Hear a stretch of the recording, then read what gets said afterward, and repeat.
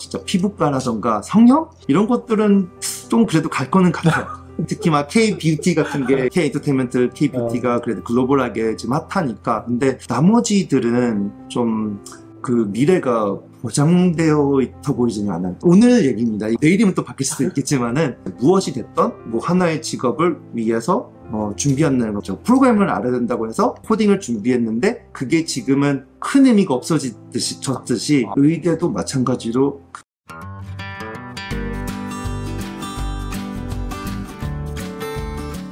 이 구글 웨이모는 벌써 오래되었지만 이런 자율주행이 이제 현실화되었어요.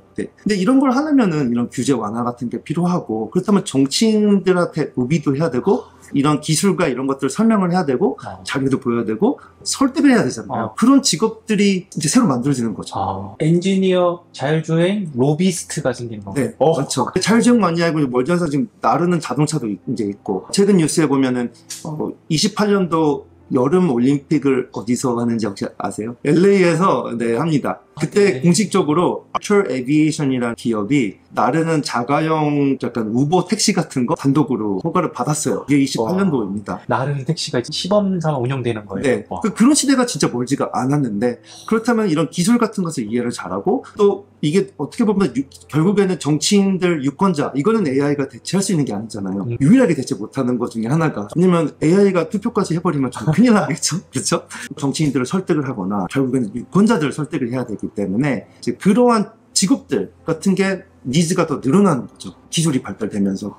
그런 걸 보면은 뭐 하나를 위해서 준비한다는 것은 되게 위험해요. 왜냐면 그 산업 자체가 날아가 볼 수가 있으니까. 그래서 최근에 또 뉴스 중에 하나가 마이크로소프트가 전체 인력의 6%를 해고했어요. 프로그래머? 네. 거기다 PM까지 들어가 있습니다. 네, 그냥 단순히 신입사원 프로그래머 분명히 많이 있겠지만 프로젝트 매니저도 굉장히 많이 있어요. PM들도. 마이크로소프트 보면은 세계 뭐 시총 뭐 1, 2, 3위 하는 곳이잖아요. 네. 그런데도 6% AI 쪽으로 달리고 있고, 뭐 양자 컴퓨터도 하고 있고, 이런 곳에서 개발자들 전문직 100% 해고했다는 것은 한때 한국에서도 코딩, 지금도 그런지 모르겠어요. 코딩 붐 같은 게 있다. 네. 코딩을 해야 된다. 근데 그것도 솔직히 잘 생각해 보시면 코딩을 열심히 해서 했는데 대학교에서 뭐 컴사를 전공을 하고 딱 사회 나왔어요. 직업을 취직을 할 수 있을까? 지금 생각해 보시면 이게 지금 초등학생 아이라면 10년 뒤인데 지금도 벌써 이렇게 절감을 하고 있는 상황에서 AI만은 아니겠지만 경제적인 이슈도 있고 여러 가지가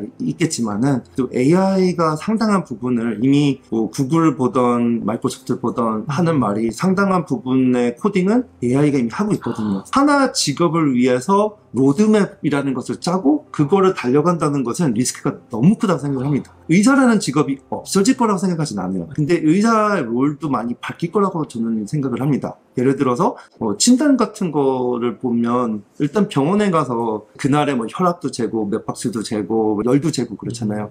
환자의 뭐 메디컬 히스토리 같은 거를 봐가지고 부모가 어떤 질병이 있었는지 그런 것들 다 분석을 해서 그날 진단을 해주잖아요. 그리고 처방을 하잖아요. 그게 어떻게 보면 알고리즘이잖아요. 네, AI가 점점 똑똑해지면서 학습을 더 많이 하면서 그런 거는 다 더 잘할 수도 있을 것 같은데, 이미 수술 같은 것도 원격 조정을 해서 로봇으로 할 수가 있잖아요. 그 기술은 현재 오늘 있는 거고. 근데 이제 이런 AI와 로봇 이런 것들이 조금 더 기술이 발달되면서 그런 것들이 더 발달되지 않을까. 그 유전 같은 것을 지금 연구도 많이 하고 있고, 엔비디아 같은 경우는 바이오테크 쪽으로 투자를 굉장히 많이 하고 있거든요. 젠슨형도 그랬었잖아요. 자기가 코딩 교육? 이게 재작년도인가 작년에 이슈가 됐어요. 네, 작년에 나왔던 말이 젠슨왕 엔비디아 대표가 코딩을 배워야 될 시대는 지났다. 왜냐면은 우리의 사명은, 우리가 하는 것은 어느 인간이더라도 코딩을 할 수 있게 언어로서. 네, 그게 뭐 large language model 약간 이런 쪽이잖아요. natural language processing 같은 그런 걸 해서 누구나 코딩을 할 수 있게. 그게 지금 현실화되고 있죠. 그냥 저도 막 거의 일주일에 하나 어플 같은 것을 만들어 보고 있거든요. 그래요. 가능해요. 제가 뭐 이게 코딩을 직접 배운 건 아니지만 그래도 어느 정도 기본을 좀 아니까 만드는데 뭐 물론 쉽지는 않지만 지금 현재 가능합니다. 근데 그게 앞으로 가면 더 쉬워지겠죠. 그래서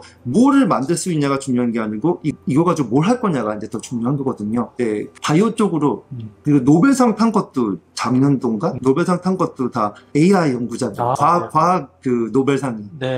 그 AI가 할 수 있는 게 워낙 많아지니까. 질병도 예측을 할 수가 있고 그걸 미리 방지할 수가 있고 뭐 그런 것들을 다 할 수가 있다면 의사의 직업은 좀 바뀔 거는 같아요. 그러니까 예를 들어서 인간과 이 기계, 징검다리 역할을 하는 수술을 해야 되는데 살아남을 확률이 뭐 78%입니다. 이렇게 AI는 뭐 얘기해 줄 수가 있다면 그런 게 이제 정말 어떤 의미가 있는지 이제 의사가 사람으로서 이렇게 얘기해 주고 이런 것들 쪽으로 가지 않을까. 네, 그리고 나서 뭐 수술이라던가 뭐 아니면 진단하는 것은 결국엔 AI가 할 거고 그래서 의사의 롤도 좀 바뀔 거는 같아요. 특히나 한국에서 저는 그래도 예를 들어서 진짜 피부과라던가 성형? 이런 것들은 좀 그래도 갈 거는 같아요.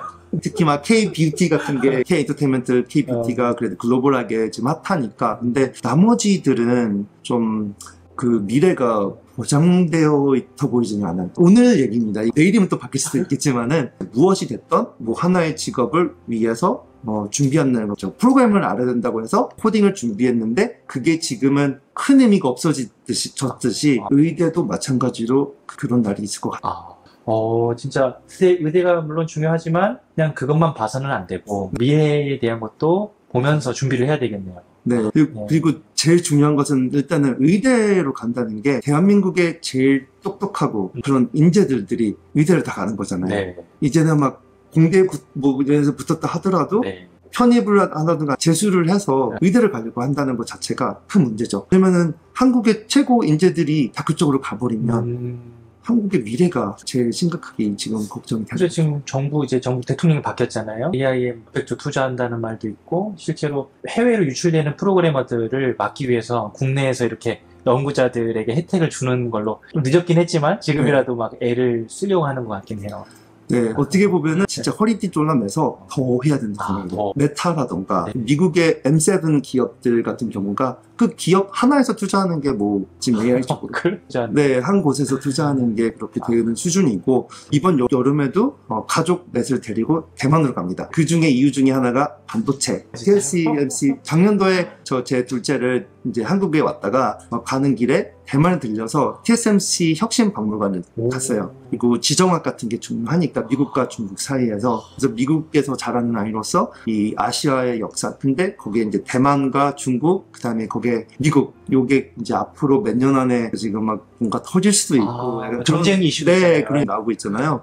그래서 직접 가서 체험하는 것을 이제 했어요. 근데 대만을 그래서 가서 보니까 거기서는 아무래도 공부도 열심히 하고 한국이랑 크게 다를 건 없어요. 교육은 크게 다를 게 없는데 제일 크게 달랐던 것은 그 TSMC 우대하는 게 아예 그냥 국가적으로 전략이 아예 반도체 쪽으로 가고 있고 이게 최첨단 기술 AI 반도체를 보면 TSMC 시장 점유율이 되게 이상으로 알고 있거든요.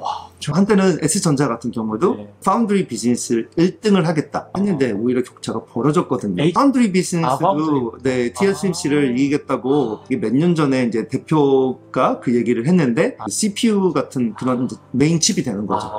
지금 이 영상을 보고 계시는 뭐 거기 기계 안에 들어가는 그 반도체 애플이 아이폰이 되었던 뭐 삼성 핸드폰이 되었던 삼성 핸드폰은 삼성이 당연히 만들겠죠. 갤럭시 같은 경우는 S전자가 분명히 만들겠지만 뭐 아이폰 같은 경우 아이폰에 들어가는 그 반도체는 그게 다 TSMC거든요. 그리고 예를 들어서 테슬라도 자율주행을 하고 반도체들이 들어가 있죠. 그걸 단독으로 TSMC가 다 하고 있어요. 최첨단 AI 칩은 90% 이상이 TSMC가 시장 점유율을 가지고 있고 전체적으로 보면은 진짜 국가적으로 여기에 진짜 올인을 한 케이스예요. 그래서 거기서도 의대라든가 의사를 우대 안 하고 이런 건 아니지만은 그만큼 이런 반도체 쪽에 있는 그런 개발자들이라든가 엔지니어들의 우대가 되게 높은 거죠. 우리나라 이번에 AI 수석 이제 네이버 출신의 AI 수석이 이제 만들어졌거든요. 조금은 그래도 변화의 움직임이 있는 것 같은데 대만은 또 훨씬 앞서가고 있으니까 참고는 좀 해야 될 것 같습니다. AI에서 2등 하거나 3등 하는 거에 큰 의미가 있을까요? 큰 의미는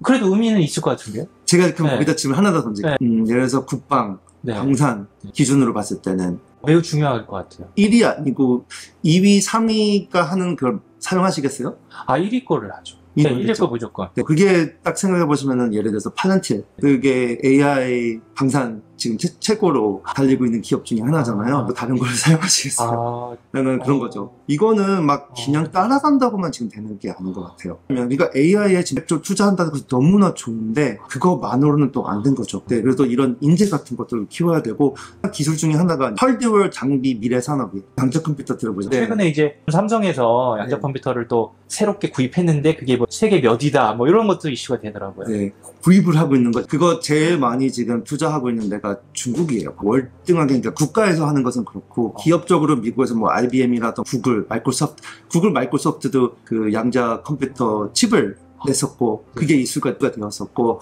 IonQ라든가 이런 좀 이렇게 큰 기업이 아닌 네. 네, 상장된 기업들도 있고요. 그래서 양자 섹터가 예를 들어 굉장히 핫한데 그게 이제 요 다음 세대 지금 이 클래시컬 컴퓨팅에서 퀀텀 컴퓨팅으로 넘어가면 이게 또 완전 큰 그걸 뛰어넘는 거거든요. AI 같이 또 다른 차원으로 같이 가겠네요. 양자 컴퓨터 기반으로 네. 또 되면은. 그 양자 컴퓨터를 간단히 설명드리자면은 미로를 길을 찾기를 하고 있어요. 지금 현재 CPU라든가 저희 같은 경우는 이 길로 가서 막히니까 다른 길로 가보자. 하나하나씩 가고 있잖아요. 양자 컴퓨터는 그걸 동시에 모든 수를 한꺼번에 할 수가 있어요.